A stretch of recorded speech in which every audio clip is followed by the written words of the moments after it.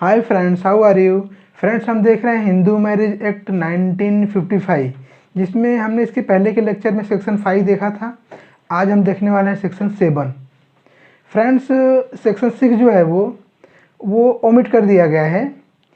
Section 6 जो है वो डील करता था गार्डियनशिप इन मैरिज, लेकिन 1978 में मीन्स इन 1978 में चाइल्ड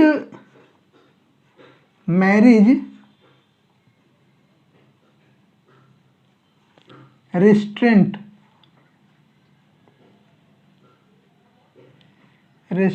अमेंडमेंट एक्ट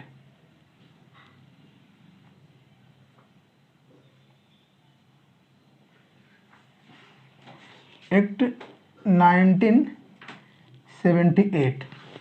इस एक्ट के आने के बाद जो सेक्शन 6 था उसको ओमिट कर दिया गया। सेक्शन 6 जो था वो डील कर रहा था गार्डियनशिप इन मैरिज, ठीक है।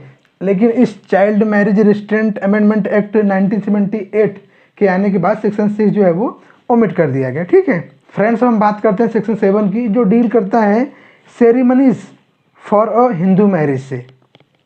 मीन्स हिंदू विवाह के रस्म या फिर हिंदू विवाह के संस्कार। फ्रेंड्स, इस सेक्शन में 2 क्लॉज दिए गए हैं, clause first and clause second. Clause first में क्या दिया गया है कि अ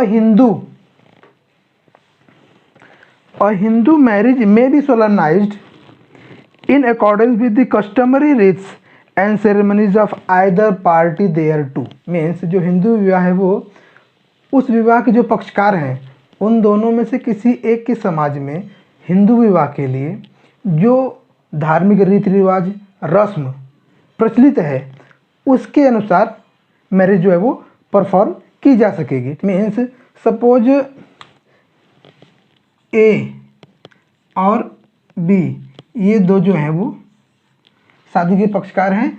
ए और बी की आपस में शादी होने वाली है, तो फिर शादी के लिए जो भी रस्म प्रचलित होगी ए के फैमिली में, ए के समाज में, उस हिसाब से ए और बी की शादी हो सकती है। या फिर बी के समाज में, बी की सोसाइटी में शादी के लिए, हिंदू मैरिज के लिए जो भी रस्म होंगी, जो भी प्रथाएं चली आ रही होंगी, या फिर उस हिसाब से होगा। दोनों में से किसी एक के फैमिली में हिंदू मैरिज के लिए जो कोई रस्म होगी या फिर जो कोई धार्मिक रीति या रिवाज प्रचलित होगा उसके हिसाब से इन दोनों की मैरिज की जा सकेगी, ठीक है। फ्रेंड्स, हम क्लॉज सेकंड देखते हैं। उसमें क्या दिया गया है कि where such rites and ceremonies includes the Saptapadi, that is the taking of 7 steps by bridegroom and the bride jointly before the sacred fire. The marriage become complete and binding when the 7 steps is taken. So friends, clause second में क्या दिया गया है कि where such rites and ceremonies includes the saptapadi. Saptapadi